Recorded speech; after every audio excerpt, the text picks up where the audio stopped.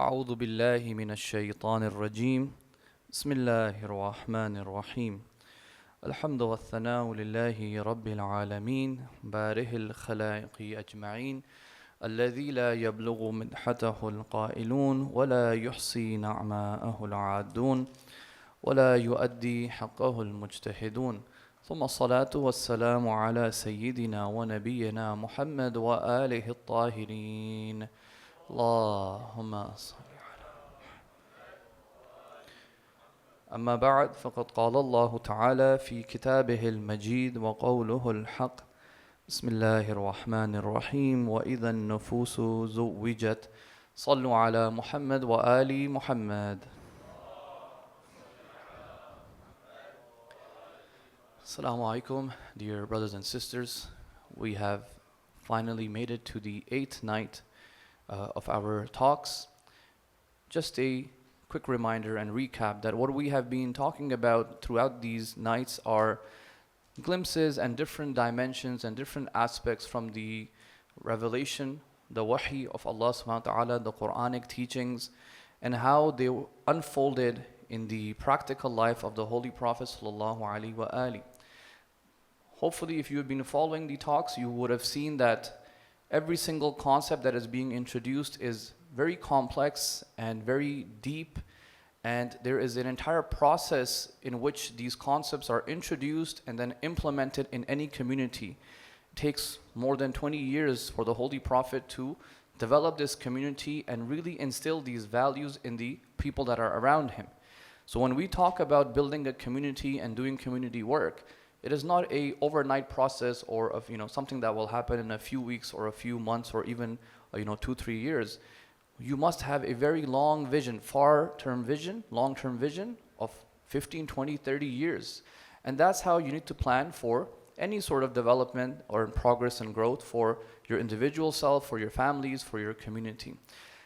As you will see inshallah by the 9th and the 10th lecture, when we come to the conclusion of the topic that we're talking about, it will then make a lot of sense. My first lecture, when I said that Abi Abdullah alayhi salam was trying to address the root of the system that he was under, which was a corrupt system. None of what I have talked about over these last 7-8 nights were being implemented in the time of Muawiyah and Yazid.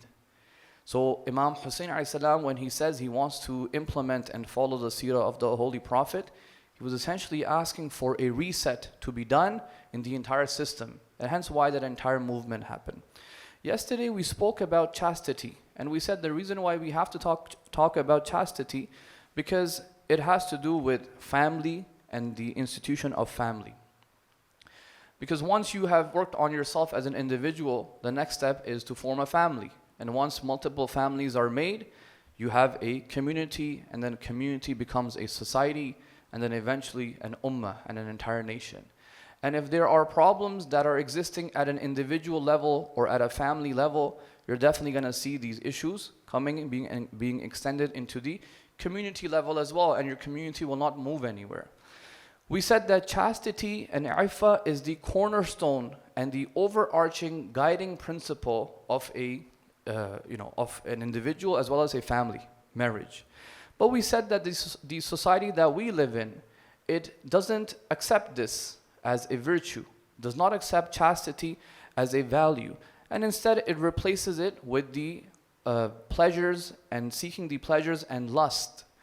And this is generally sort of promoted more by removing any sense of meaning and purpose in your life. Yesterday we gave the example of Prophet Yusuf, how he said, I want to seek refuge in Allah subhanahu wa ta'ala when Zulaykha was inviting him, and we said it's because he had an actual purpose in life. His life was not brought down to this mere pleasure. Unfortunately, when we don't have a purpose, we become bored, and we try to find purpose. So we try to make up our own purpose and meaning. And the way where we find meaning is in these lusts, because these lusts, at least there's some pleasure in them. So we go and we seek these pleasures. Eventually, these very pleasures become the source of our boredom. So then we go and look for more lust, and that's how the entire society over here is built. And the Islamic concept will tell you that, look, these lusts and these shahawat and these carnal desires, They exist in you. There's a reason why Allah subhanahu wa ta'ala has given this desire to you, but it is to be utilized in an appropriate manner. And this lust should eventually turn into a commitment and a love relationship between the spouses. In the Meccan era, you will find that the Quran obviously does not talk about too many details about marriage. Right? Marriage existed in Arabia, and I mean it existed in every society. And there will be rules and regulations that will come in Medina. But the way the Quran introduces the concept of ziwaj and marriage, remember, in parallel with that discussion about chastity. It's not like it spoke about chastity first and then it talked about marriage later on. No, these conversations were happening parallel to one another. So while those ayat about chastity are being revealed, these ayat about marriage are also being revealed.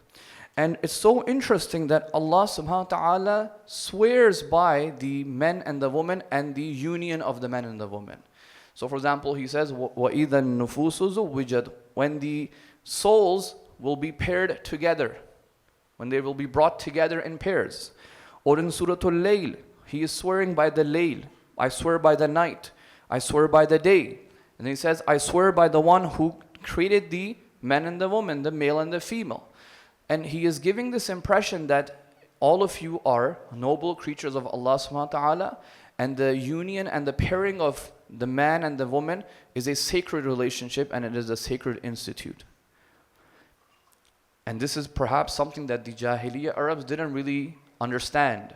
Maybe they just thought it is just a contract that they are signing with each other, and then to each their own, whether zulm happens on the person's wife, or zulm happens on the father, or the zulm happens on the children, they could care less. They didn't see it as a sacred institute. When Allah subhanahu wa ta'ala comes and swears by it, it ends up being a very sacred, sometimes when you are fighting with someone, so what do you say? You say, I swear on my mother's life.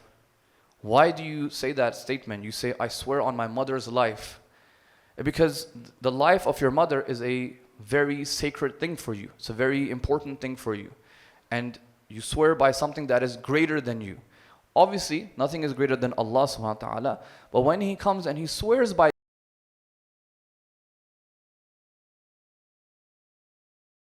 He's trying to get us to understand the significance of these. These are not just random things that, I swear by the sun. No, it's because He's trying to get a point across to us. Or for example, in Surah Al-Najm, He says, وَأَنَّهُ خَلَقَ الزَّوْجَيْنِ الذَّكَرَ وَالْأُنثَى, that He is the one who created the pairs from the male and the female. Or in Surah Surah Araf, He says that هُوَ الَّذِي خَلَقَكُم مِّن نَفْسٍ وَاحِدَةٍ وَجَعَلَ مِنْهَا زَوْجَهَا لِيَسْكُنَ إِلَيْهَا, that He has created the pairs from a single soul, and these pairs are created for you so that you can have tranquility and comfort with one another, to have sukoon within one another. This is the conversation that is happening in Mecca. Okay? Allah is again and again and again telling them that, hey, the people that are around you, your wife, your husband, you're supposed to respect each other, and you're supposed to be a source of comfort for one another, not a source of distress. Then He says, وَاللَّهُ جَعَلَ لَكُم مِّنْ أَنفُسِكُمْ أَزْوَاجًا, that from yourselves He created your pairs for you. And then from there He created children for you and grandchildren from you, from your spouses. And He also gave you rizq. Because one of the issues that will happen in Arabia is that people were killing some of their children because they were worried about the sustenance. Allah is saying, I am the one giving you sustenance. Why are you worried? And then Allah says that these people do reject the ni'mah of Allah subhanahu wa ta'ala. Allah subhanahu wa ta'ala in the early ayat also extends this conversation to the children. So it's not just about the husband and wife and the parents, but also to the children who are now grown up. And Allah says, hey, O insan, وَوَصَّيْنَا الْإِنسَانِ بِوَالِدَيْهِ حَمَلَتْهُ أُمُّهُ وَحْنًا عَلَى وَحْنٍ, that respect your parents, and especially respect your mother who carried you for many months and bore the burden of carrying you and bringing you up. So Allah is actually reminding and making people, teaching them empathy. how to empathize, and how to appreciate one another. This was a culture where they didn't have these etiquettes. Brothers and sisters, we're not living in a society that is so different than that. Nowadays, people grow up and they move out. This is the culture in the West. You move out and you throw your parents into the old age home, and that's it. You try to move out by the time you're 18, 19, 20, and then you never look back. It's the same culture. They didn't care about their parents, or they will try to eat the inheritance of their parents if they could. Allah is coming in, reminding them about this. Now, when Allah is swearing by this institute, we must understand what is the purpose of this institute. What is the purpose of the institute of marriage? The ulama have discussed this. Number one, as we mentioned yesterday, that all of us have carnal desires. Now Allah will not create desires within us and then just leave us without any solution. So Allah says, I gave you this divine gift of chastity that will help you procreate, but I will tell you a institute which is a sacred institute, an institute that I will swear by, that will allow you to fulfill your desires. So the number one purpose in the Islamic sort of philosophy of law is that marriage is for intimacy, to fulfill your desires. But there is a second purpose, and that is procreation, having children, having a nasl after you. And the third thing is stability, لِيَسْكُنَ إِلَيْهَا. Okay, to have some sort of stability, whether in terms of your hukuk, rights, finances, economic situation. You're supposed to have stability in your life, emotional stability as well. We need that. Every human needs that. So this is what the Quran is going to define by. Now, it is a form of social investment. When you get married, you are sort of doing a sort of an investment, right? So people ask, the non-Muslims usually ask us, how do you get married? You haven't dated the person, you haven't spent, 5 years dating, and then after that you will decide whether you will live with one another. How do you do that? How do you live? And it's very hard sometimes for us to explain to them, right? But look, we have this idea of that it is a sort of investment, meaning there is an element of risk involved, but we try to reduce the risk based on the overall qualities of chastity and the general belief system that the person has. And after that, we have this idea of tawakkul. I don't need to know every single thing about my potential spouse. Unfortunately, sometimes we have cases that I have seen in our community. Sometimes boys and girls are chatting with each other and going out, and all of that stuff has happened for 2 years. They get married, and then 2 months later, a divorce happened. So, there's no real guarantee of anything, even if you have spent, time with a person before marriage, which is haram anyways. There's no guarantee your marriage is going to survive, because marriage is a whole different ball game, which is what Islam is going to tell you. Hey, grow up, be mature about it. It's accountability and responsibility. It's not like the pre-marriage time, the way you're dating and chilling and fooling around. That's not what marriage is. It's responsibility, and it is a sacred institute. It has to do with your growth, and it has to do with the growth of the children, and it has to do with you playing some sort of significant role in the greater community. That's the point.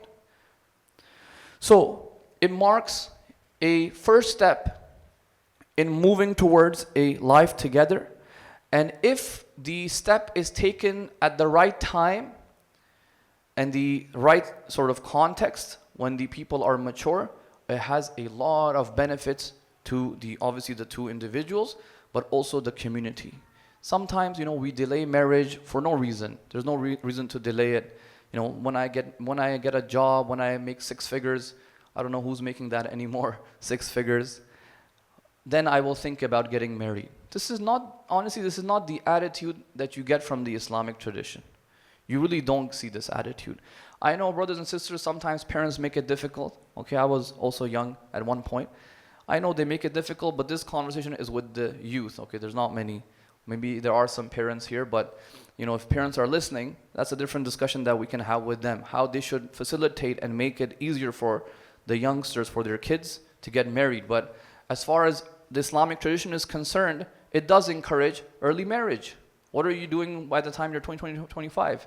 You have all of these desires that Allah has saying that I've built you with these desires. So you have them, so you need to fulfill them. But it has to come also with some sort of emotional maturity as well. Now, while this is being spoken about in Mecca, the significance of marriage, the Quran is also critiquing some of the jahiliyya practices that are taking place within the families. And some of these are very, very important for us to sort of pay attention. For example, we know that the jahiliyya society, the Meccan society, would kill some of their children because of fear of sustenance, especially when it came to girls, right? They will kill some of the infant girls, and they will say they will bring shame. And Allah, in the earliest of surahs, speaks about this. So that's how prevalent it was in at least some of the tribes. And Allah says that وَإِذَا الْمَوْءُودَةُ سُئِلَتْ بِأَيِّ ذَنْبٍ قُتِلَتْ. On the day of judgment, the child, the baby, the infant will be brought.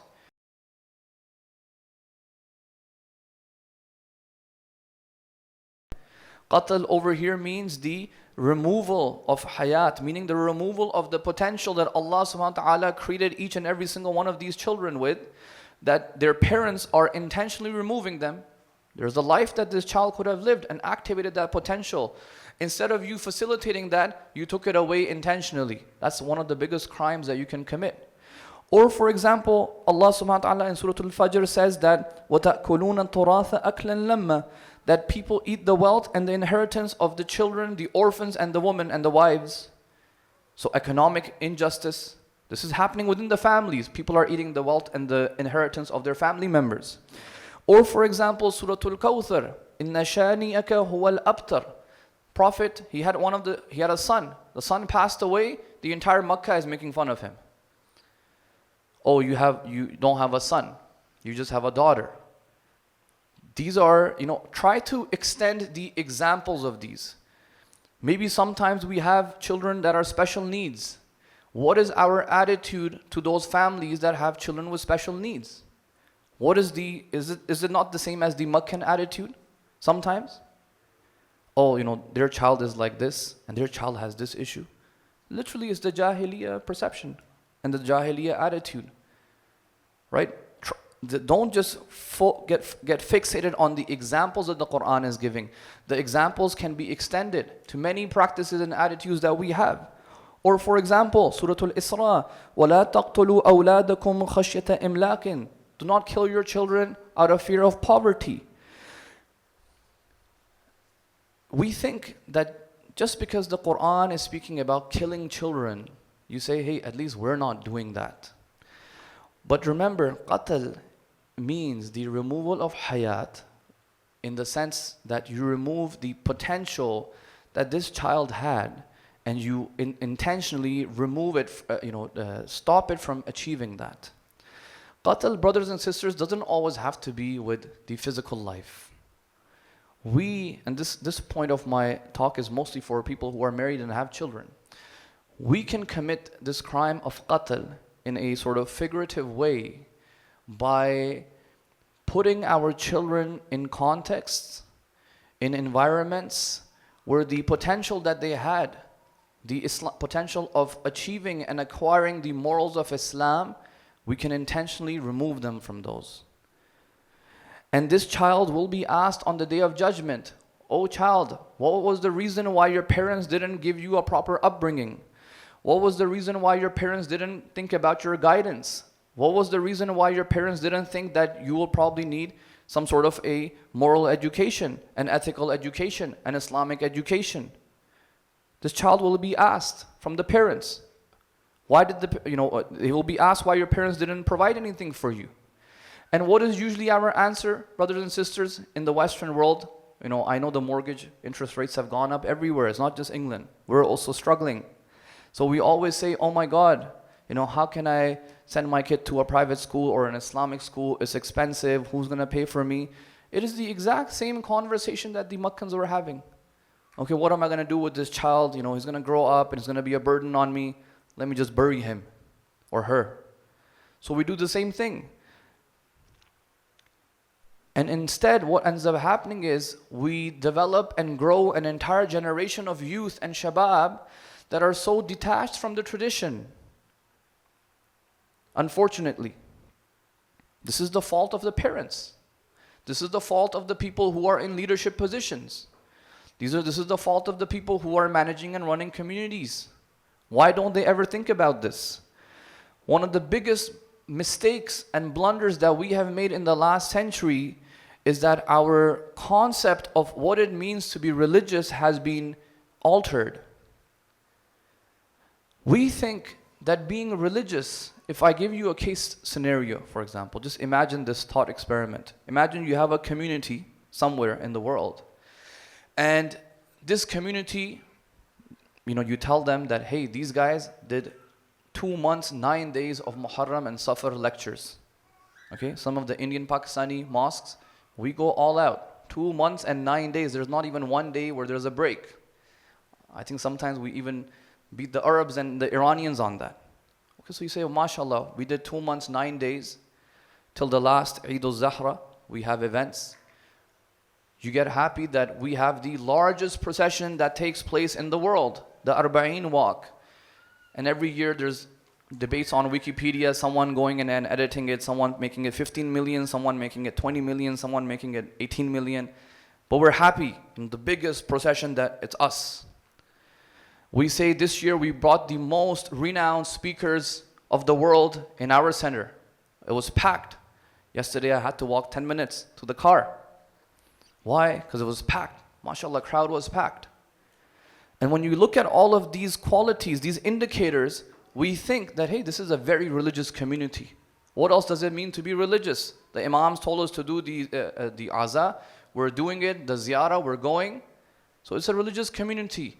But take this exact same community with these exact same qualities and also assume that they also have these qualities. They have the highest divorce rates. Their children are going towards atheism more and more. Their children and the youth are now becoming more neutral with the LGBT agenda.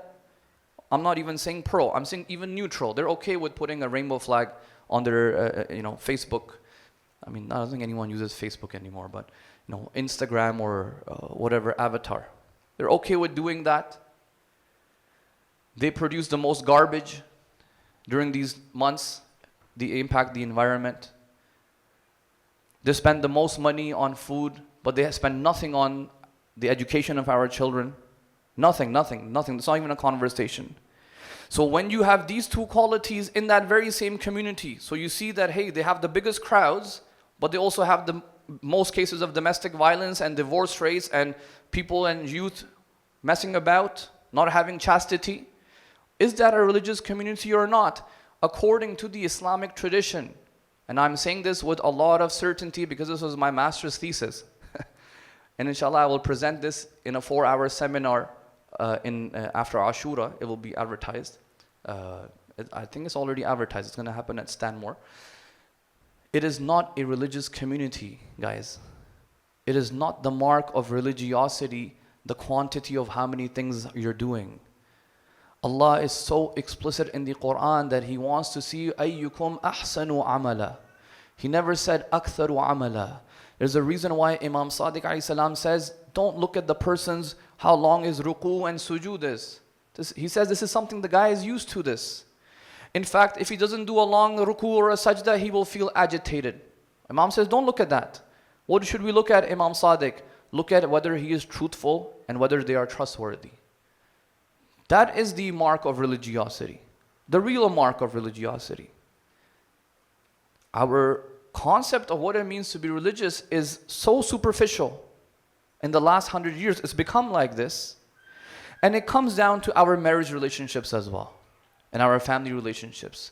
And we think that, hey, we're doing these sort of events once a year. Our kids are coming. MashaAllah, they're good. And we've done our responsibility for the rest of the 350 days that happen in the year. No. In fact, the Muharram is just a short 10 days to just reignite and to motivate the work that needs to happen for the rest of the year. That's the point of the Muharram. Because there's emotions involved in Muharram, right? What did I say in my second lecture? That first thing is knowledge, then motivation and willpower. These 7, 8, 10 nights is supposed to be that push, that motivation. The real work, all of us know, happens off the minbar.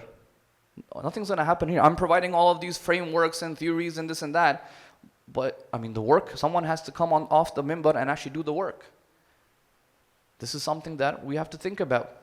Why are we not even, it's not even a conversation. So don't think, brothers and sisters, for a moment that we are so better than the jahiliyya Meccan society. We are not. We have the exact same attitude. We have the exact same negligence. We have the exact same carefree attitude to our kids.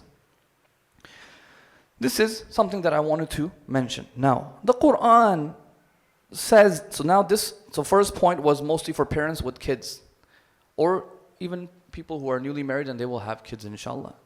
But those who are still miskeen, not married, some points for you as well, but even for people who are married, this is a good point, because these are being revealed in Mecca as well. Allah reveals a very beautiful ayah, right? And everybody quotes this when the nikah happens in every marriage ceremony in Surah Rum. This is one of the last surahs revealed in Mecca. This ayah is one of the last ayat revealed in Mecca, meaning after this, when they go to Medina, then the legislations will start coming that we spoke about as well. Hijab and how to speak and how to interact, all the rules will come. But this ayah is very key. And what does it say? Allah says, look, وَمِنْ آيَاتِهِ, from His ayat, from His signs. Meaning when you see this, you're supposed to fall in the remembrance of Allah subhanahu wa ta'ala, that He created from yourselves azwajan. He created spouses for you. لِتَسْكُنُوا إِلَيْهَا, so that you can have comfort.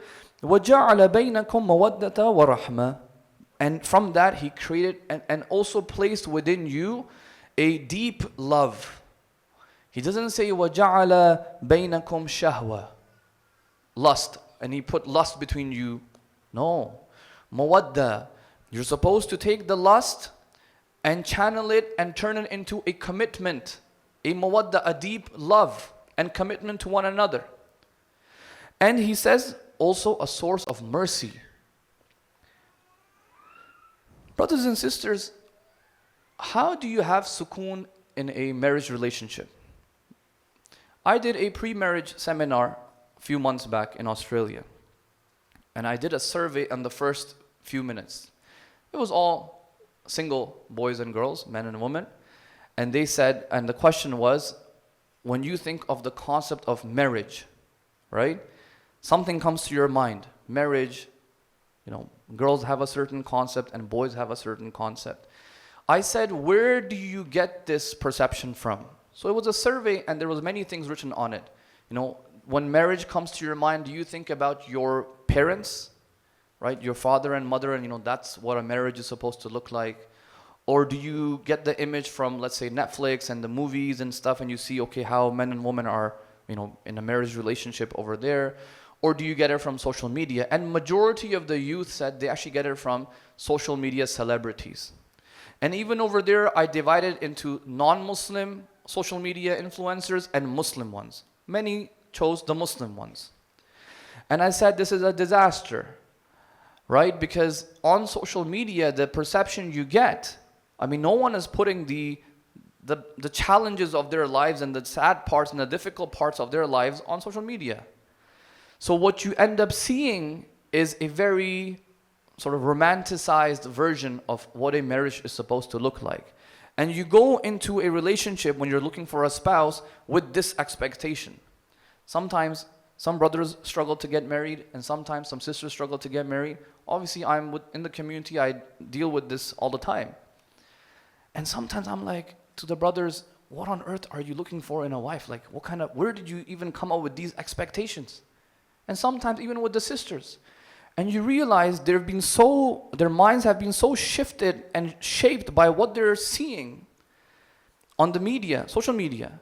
Because what do you see on social media? If you have a couple, they're always traveling and the wife is always dressed up 24/7, or she's always making the best breakfast and this and that, and the man is always traveling and 6 figures and coming with this car. That's the only image people put up.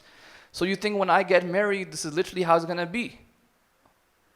My wife's always going to be dressed up and it's going to be like this, and my husband's going to be, in this situation, he'll have this much money, and we'll always be traveling to a new country because every few days this couple on Instagram is putting a new country. But obviously, guys, you should be at least smart enough to know that it's not true. That's not what's going to happen. right? At least not all the time. I hope it does happen, right? But that's not the average day in a married relationship. It's not the average day in a married relationship. An average day is a very sort of, it has challenges. And you have to work with one another. And the reason why you have sukoon, the only way you're going to get sukoon is when you have some sort of a harmony with one another.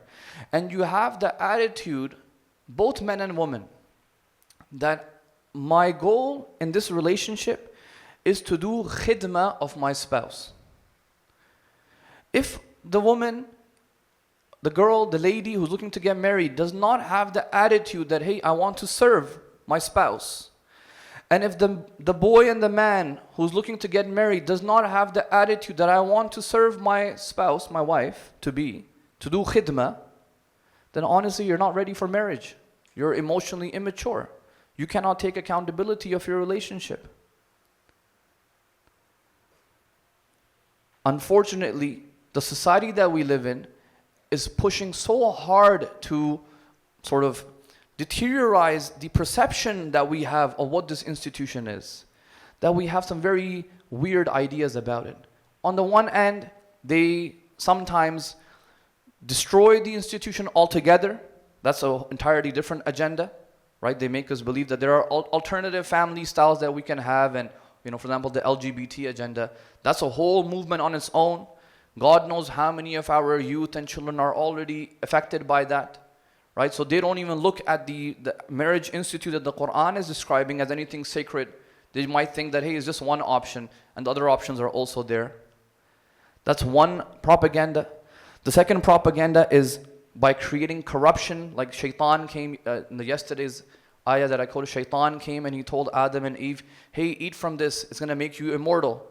The media or the sort of context that we are in, they provide certain tools to people that it leads to relationships which are haram, even between man and woman. They make it haram, but it makes it seem like they're doing something good for you.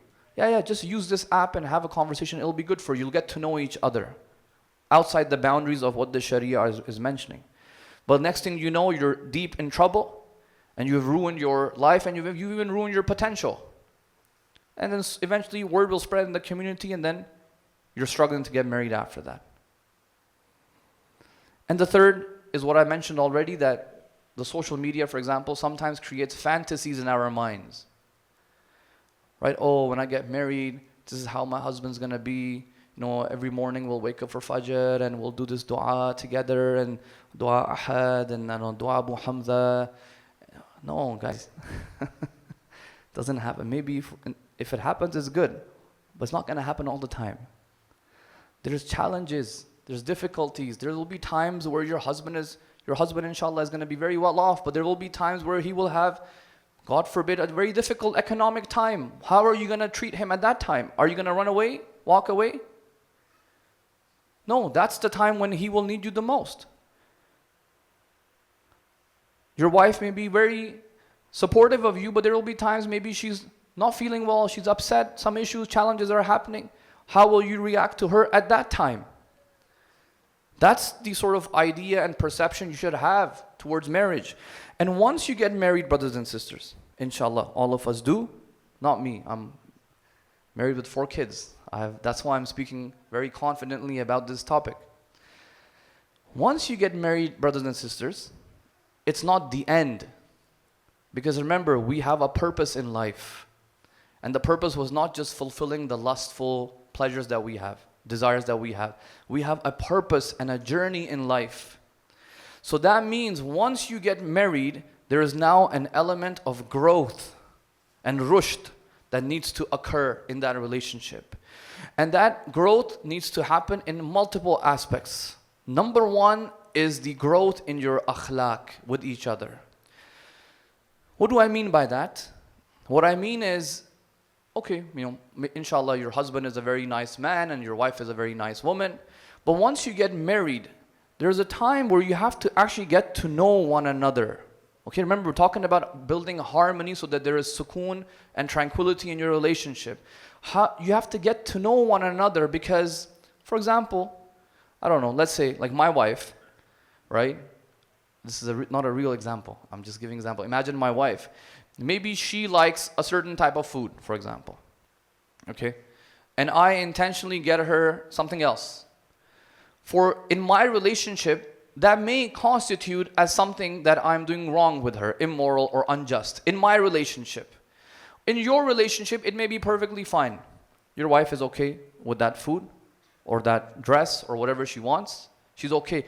So each one of you will have to figure out what are the sort of likes and dislikes of your spouse, and then be morally just with them in that relationship. It will take time to learn this. My wife is from England, London, okay? So when she moved to Canada, there were certain words she would use in like the British language, English, but it has a different meaning here than in Canada, so I forgot what the word was, but she asked, go buy this from the store. We don't have Asda, we have like Walmart and No Frills. And I bought something totally different. It had a totally different meaning, and she was like, what on earth is this? I was like, what do you mean? She's like, no, but this means this. So it was like a word I don't remember. But that was a time where we have to kind of learn from each other. Okay, what language does my wife speak and what language does my husband speak? So the first thing you have to do is grow in your rights and hukuk, understanding of the rights of each other, and that's why the Quran says, وَعَاشِرُهُنَّ بِالْمَعَرُوفِ. Live, so look, after you've married, now live with them, with each other, with good behavior. And that requires a constant understanding and self-awareness and awareness of your spouse. And also the hukuk, hunna libasun lakum wa antum libasun lahunna. That each of you are like a garment for one another. So each of you has certain rights. And once you are married, you will see the shortcomings and the blemishes of each other. You're supposed to protect one another. Not go and expose your spouse to the whole world. Oh, she's like this and he is like that. Remember, it's a sacred relationship. And Allah subhanahu wa ta'ala is saying, you are like a garment. What did we say yesterday? That Allah says, I am the one who revealed the libas for you. It's a divine gift. Now He's saying, each of you are the divine gift for each other. Second or third area you need to grow in is in your emotions and love to one another. Remember, you move from lust to love. وَجَعَلَ بَيْنَكُمْ مَوَدَّةَ وَرَحْمَةً. And love, brothers and sisters, is what they call gradational. Right? Your love for your mother is different than a love for, let's say, your friend. You can clearly feel the difference. I love my mother more than, let's say, one of my friends. So that means you can increase your love and you can decrease your love for people. When it comes to your spouse, you're supposed to grow in this love as well. It's not that initial lust that you had and you were attracted to one another and then you got married and you just remain on that lustful level. No, convert that into a real love and then grow in it as you journey through your life.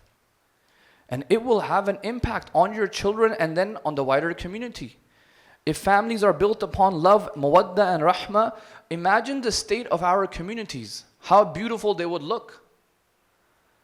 If even a few families are not built on that, it shows in the community. If I have a cup of water and there's some dust in it, it may be tahir, the water is tahir, but I can still see the dirt in it, correct? Imagine you have a community and there are some families that are dysfunctional. There's no love within them. There's no rahmah between them. And there's no sort of attitude of growing in this aspect either. It does look bad on the community. It does reflect badly on the community. Doesn't mean the community is altogether, horrible, but there is a problem that needs to be fixed. And the last thing is economic stability and economic growth, brothers and sisters. This is very key in a marriage relationship and as part of your understanding of what it entails. You live your life based on finances. Be smart in the way you allocate your finances and how you budget with your money, both the husbands and the wives. Don't be, for example, someone who does israf, extravagant.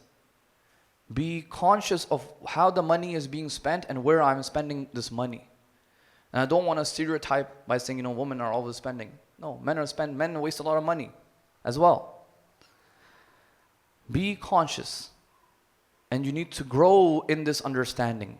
There are times where you may have to, for example, budget for a house, budget for your children's education, budget for something. Have a plan, work together, talk to each other. And there are different phases in your life. This may not be a conversation in the first year, but it will become a conversation in a few years down the line. But if you're not ready for that conversation and you're living as if you're still in your early honeymoon period, it will be too late and you will have caused damage to your children. And the damage happens over years, year and year, until it's too late. You realize, oh my God, what did I do? This, brothers and sisters, was the entire Meccan era. These are the values that Allah subhanahu wa ta'ala instilled in Mecca. As I said, Surah Rum was the last ayah that was revealed about marriage. And Allah says, now that I've told you this is a sacred institute, treat each other with respect. It's a source of tranquility and comfort. And I have also placed mawadda and rahmah within you guys in this relationship. Then, brothers and sisters, in Medina, the rules and regulations are going to come down to sustain this institute now. You have built it. You're growing on a journey. How should I sustain it? And over there are punishments for fornication, punishments for adultery, rules about looking at the opposite gender who's now na-mahram, rules about how to speak to na-mahram, rules about covering. And once again, if you have understood the sacredness of your relationship with your spouse and the importance of your children, all of those rulings are going to start making sense under the overarching principle of iffa. So the entire institute is under this principle of iffa, and it's a sacred institute, and Allah has given us a gift. And then in order to sustain this gift, Allah says these are the rules and regulations. Try not to cross these boundaries. Once again, as I said yesterday at the end of my lecture, I'm at the end of my lecture today as well. There are families in the community that are dysfunctional and struggling and suffering. Sometimes we come to them and we offer them solutions, but we are giving them madani solutions. My husband has this issue or my wife has this issue, and we're like, yeah, in Medina, this is the punishment that came down for this. Apply this punishment on this person or that person. But the problem isn't even that. The problem is they never even saw their relationship as a divine gift. They never even saw it as a divine gift. Imagine if we grow our next generation and even the current generation with an understanding of the institute of marriage and family in this lens, the way I've described it tonight, then you will not have issues. And if you do have issues, then you tell them the Madani rulings and how Allah treats the people who commit, let's say, certain crimes that are contrary to that relationship. Then it will have effect. Then it will be a deterrence, which is why those rules are there. So, brothers and sisters, inshallah, I just wanted to touch upon this subject tonight, both from the perspective of really being concerned about our next generation and even our current generation. All of you are Shabab, so you are part of this generation. Be critical about what is happening in terms of your growth. Where am I headed? Do I have a purpose in life? Do I have any meaning in my life? Am I just going after my shahawat for the sake of it? Or no, I have a purpose in life. I want to grow and I want to get closer to Allah subhanahu wa ta'ala. And through that, I want to, inshallah, get married as well and contribute to the community. And I want my children to have a really good future, as with a strong Muslim identity, with a real religious Muslim identity that is based on akhlaq and morals. That's the haqiqatul iman, the reality of iman. It's not a joke when Imam Sadiq says, don't look at how long the ruku and sajda is. Nothing to praise over there. Look at whether they are truthful and trustworthy. So, brothers and sisters, when we look at the Battle of Karbala, we see honestly all of these aspects of the Meccan period and the Madani period all sort of personified. Tonight also we will speak in the Musibah about Hazrat Qasim, who is such a young child, the son of Imam Hassan alayhi salam, such a young child. And if you see what kind of training does a child have to go through for them to say that death is sweeter to me than honey. That's not a You know, do our kids, can they even speak like this, such eloquently? Do they even have a mindset and a framework of thinking of such nature? Or are they polluted with the filth that they learn every day at schools? The stuff they're learning at school is not going to teach them this much eloquence.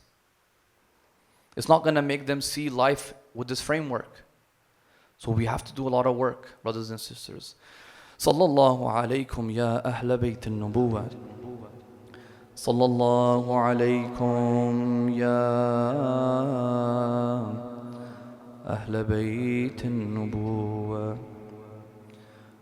ومعدن الرسالة ومحبط الوحي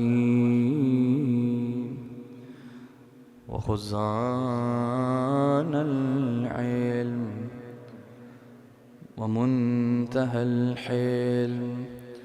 May Allah's peace and blessings be upon you, my beloved Holy Prophet and his Ahlul Bayt, upon whom the angels would descend day in and day out.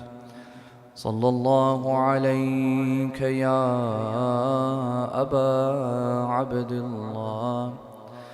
May Allah's peace and blessings be upon you, my beloved Imam Al-Hussein, the Imam who was killed by the shores of the Euphrates while his mouth was dry of thirst.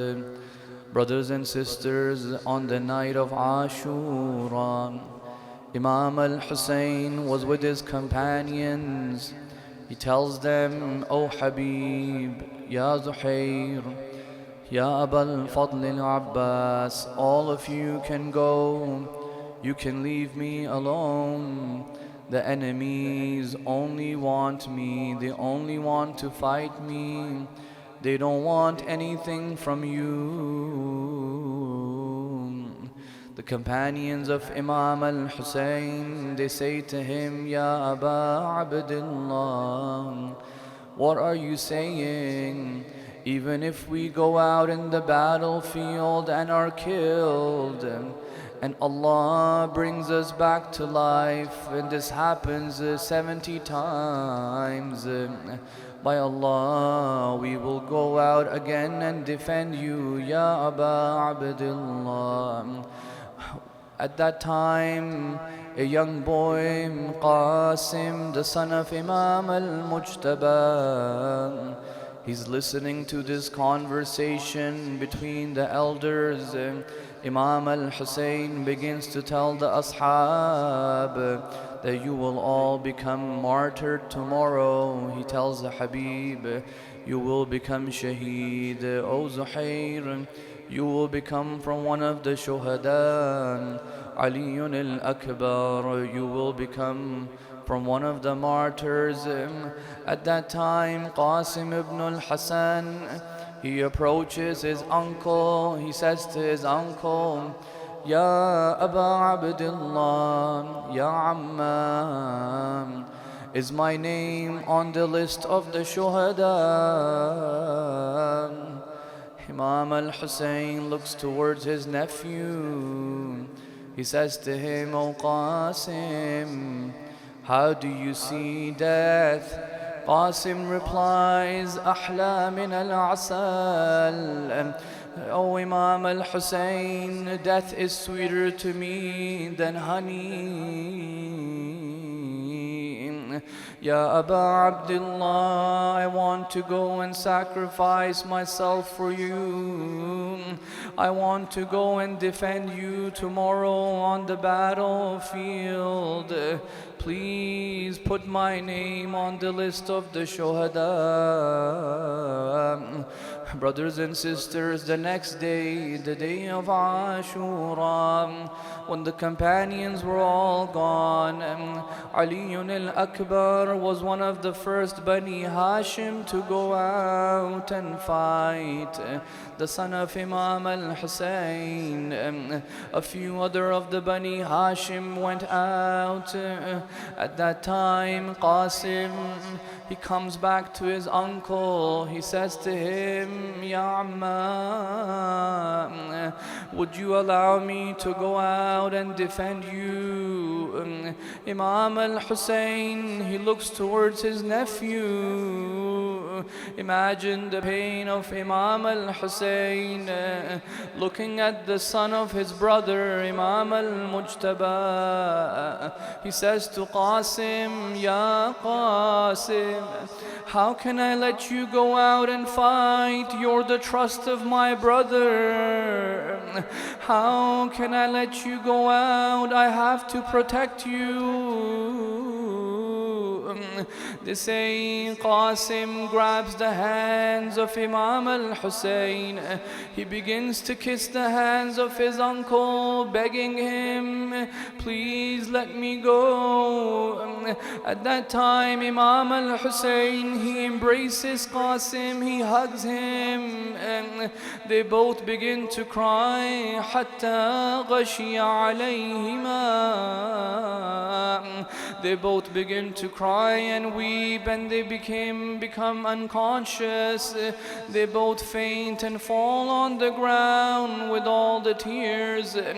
When they regain conscious, Imam al-Hussein says to Qasim, you can go out, oh the amana of my brother, go forward. Imagine this young boy, just 12 or 13 years old. They say when he sits on the horse, his legs do not reach the stride of the saddle. His armor is too big for him, the sword is heavy for him, but he goes towards the enemies on the battlefield. The enemies are confused, they're shocked. Who is this child coming towards them? They see a moon coming towards them. They say, who is this young boy? Somehow they figure out it's the son of Imam al-Mujtaba. Qasim, he goes on to the battlefield. The Maqatil mention he's able to send some of the enemies to hellfire. But there was one mal'oon amongst the enemies. He had hatred for Imam al-Mujtaba. He says, Wallahi, by Allah, I will kill this young boy. I will make his father regret this day. I will make his uncle regret this day. This mal'oon, he hides behind one of the trees.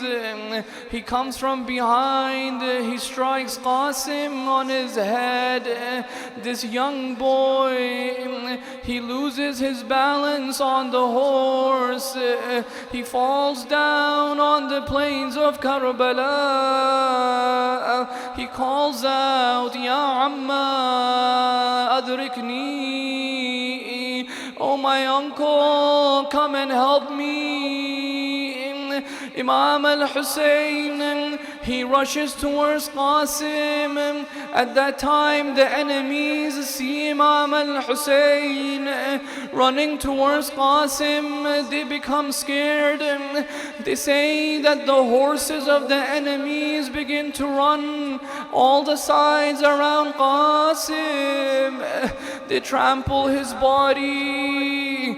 By the time his uncle reaches the body of Qasim, it's all trampled and in pieces. Imagine the pain of Imam al-Hussein. They say he sees Qasim hitting his legs on the plains of Karbala in pain. his body in pieces. I don't know how Imam Al-Hussein carried the body of his nephew back towards the Khiyam. He takes the body, the pieces of Qasim, back towards the Khiyam. He puts him beside his son Ali al-Akbar. Ala la'natullahi ala al-qawmi al-zalimin. وسيعلم الذين ظلموا أي منقلب ينقلبون بأبي أنتم وأمي وأهلي ومالي وأولادي وأسرتي يا لرسول الله.